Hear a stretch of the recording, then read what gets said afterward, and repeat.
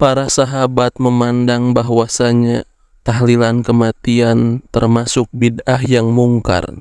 Dari Jarir bin Abdullah al-Bajali ia berkata, kami yakni para sahabat semuanya memandang atau menganggap yakni menurut mazhab kami para sahabat bahwa berkumpul-kumpul di tempat ahli mayit atau keluarga mayit dan membuatkan makanan sesudah dikuburnya mayit termasuk dari bagian meratap atau niyahah. Takhrij hadis tersebut. Hadis ini atau atsar di atas dikeluarkan oleh Imam Ibnu Majah nomor 1612 dan ini adalah lafaznya. Dan Imam Ahmad di Musnadnya jilid kedua halaman 204 dan riwayat yang kedua bersama tambahannya. Keduanya adalah dari riwayat beliau dari jalan Ismail bin Abi Khalid dari Qais bin Abi Hazim dari Jarir sebagaimana disebutkan di atas. Sanad hadis ini sahih dan rawi-rawinya semuanya sikot dapat dipercaya atas syarat Bukhari dan Muslim. Dan hadis atau atsar ini telah disahihkan oleh jamaah para ulama, yakni para ulama Islam telah ijma' sepakat tentang hadis atau atsar di atas dalam beberapa hal.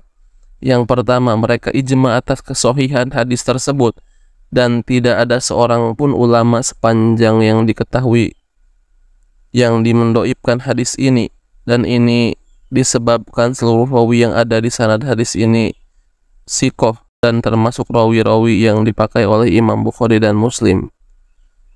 Kedua, mereka ijma' dalam menerima hadis atau asar dari ijma' para sahabat yang diterangkan oleh Jarir bin Abdullah, yakni tidak ada seorang pun ulama yang menolak atsar ini.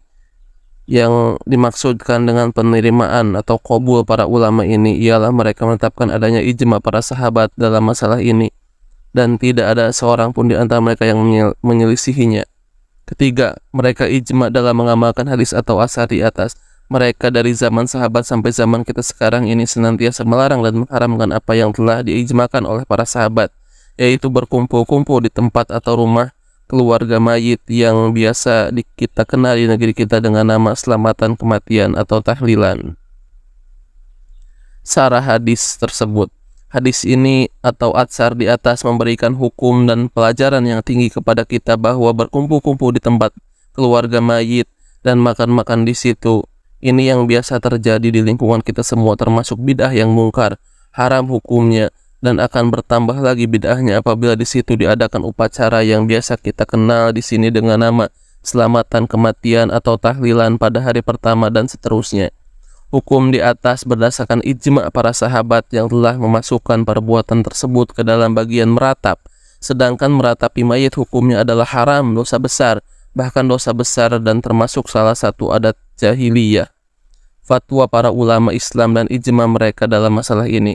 Apabila para sahabat telah ijma' tentang sesuatu masalah seperti masalah yang sedang kita bahas ini, maka para tabi'in, tabi'ut tabi'in, dan termasuk di dalamnya imam yang empat, Abu Hanifah, Malik, Syafi'i, dan Ahmad, dan seluruh ulama Islam dari zaman ke zaman mengikuti ijma'nya para sahabat, yaitu berkumpul-kumpul di tempat keluarga mayit dan makan-makan di situ adalah haram dan termasuk dari adat kebiasaan jahiliyah.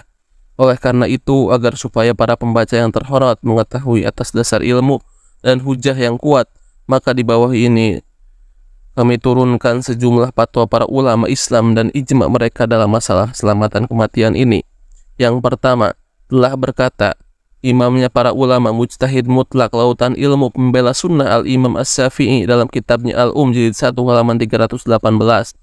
Aku benci al-ma'tam, yaitu berkumpul-kumpul di rumah ahli mayit meskipun tidak ada tangisan, karena sesungguhnya yang demikian itu akan memperbaharui kesedihan.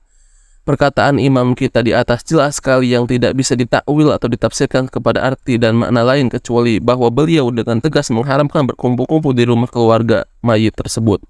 Ini baru berkumpul saja, bagaimana kalau disertai dengan apa yang kita namakan di sini sebagai tahlilan, seperti yang biasa kita jumpai di lingkungan kita semua. Yang kedua, telah berkata Imam Ibnu Qudamah di kitabnya Al-Mughni, juz ketiga halaman 496 sampai 497, cetakan baru ditahqiq oleh Syekh Abdullah bin Abdul Muhsin At-Turki. Adapun keluarga mayit membuatkan makanan untuk orang banyak, maka itu suatu hal yang dibenci, haram, karena akan menambahkan kesusahan di atas musibah mereka dan menyibukkan mereka di atas kesibukan mereka dan menyerupai perbuatan orang-orang jahiliyah.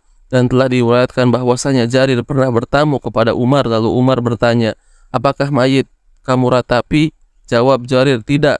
Umar bertanya lagi, apakah mereka berkumpul di rumah keluarga mayit dan mereka membuat makanan? Jawab Jarir, ya. Berkata Umar, itulah ratapan. Yang ketiga, telah berkata Syekh Ahmad Abdul Rahman Al-Banna di kitabnya Fathur Bani Tartib Musnad Imam Ahmad bin Hambal, jilid ke-8 halaman 95-96.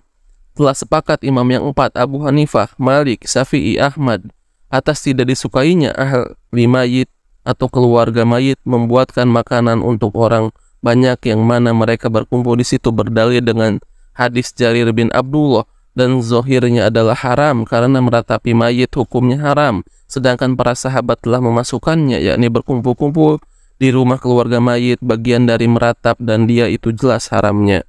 Dan di antara faidah hadis Jarir ialah tidak diperbolehkan berkumpul-kumpul di rumah ahli mayit atau keluarga mayit dengan alasan takziah melayat sebagaimana dikerjakan zaman orang sekarang ini. Telah berkata An-Nawawi rahimahullah, adapun duduk-duduk di rumah keluarga mayit dengan alasan untuk takziah telah dijelaskan oleh Imam Syafi'i dan pengarang kitab Al-Muhadzab dan kawan-kawan semadhab atas dibencinya perbuatan tersebut. Kemudian Imam Nawawi menjelaskan lagi, telah berkata pengarang kitab Al-Muhadzab, dibenci duduk-duduk di tempat keluarga mayit dengan alasan untuk takziah karena sesungguhnya yang demikian itu adalah muhdas, hal yang baru yang tidak ada keterangannya dari agama, sedangkan muhdas adalah bid'ah. Kemudian Syekh Ahmad Abdurrahman Al-Banna di akhir syarahnya atas hadis Jarir menegaskan, maka apa yang biasa dikerjakan oleh kebanyakan orang sekarang ini yaitu berkumpul-kumpul di tempat keluarga mayit dengan alasan takziah dan mengadakan penyembelihan, menyediakan makanan, memasang tenda, dan permadani, dan lain-lain dari pemborosan harta yang banyak dalam seluruh urusan yang bid'ah ini mereka tidak maksudkan kecuali untuk bermegah-megah dan pamer supaya orang-orang memujinya, bahwa si fulan telah mengerjakan ini dan itu, dan menginfakkan hartanya untuk tahlilan bapaknya. Semuanya itu adalah haram, menyalahi petunjuk Nabi SAW dan salafus soleh dari para sahabat, tabi'in, tabi'ut tabi'in, dan tidak pernah diucapkan oleh seorang pun dari imam-imam agama kita. Kita mohon kepada Allah keselamatan. Yang keempat, Al-Imam An-Nawawi di kitabnya Al-Majmu' Syarah Muhadzab, jilid ke-5 halaman 319-320 telah menjelaskan tentang bid'ahnya berkumpul-kumpul dan makan-makan di rumah ahli mayit dengan membawakan perkataan penulis kitab Asy-Syamiyah dan lain-lain ulama, dan beliau menyetujui berdalil dengan hadis Jarir yang beliau tegaskan sanadnya sahih, dan hal ini beliau tegaskan dalam kitab Raudhatut Thalibin jilid kedua halaman 145. Yang kelima, telah berkata Imam Asy-Syairazi di kitabnya Al-Muhadzab yang kemudian disarahkan oleh Imam Nawawi dengan nama Al-Majmu' Syarah Muhadzab, tidak disukai, dibenci duduk-duduk di tempat keluarga mayit dengan alasan untuk takziah karena sesungguhnya yang demikian itu perkara yang baru di dalam agama. Dan Imam Nawawi menyetujui bahwa perbuatan tersebut adalah bid'ah dalam Majmu' Syarah Muhadzab ke-5 halaman 305-306.